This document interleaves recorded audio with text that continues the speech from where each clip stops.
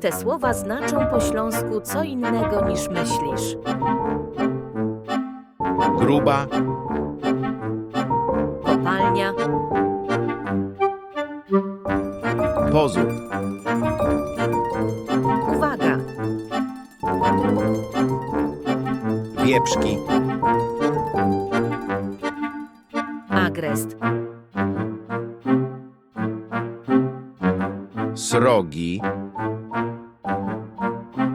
wielki, synek, chłopiec, Klara, słoneczna pogoda, sam, tutaj,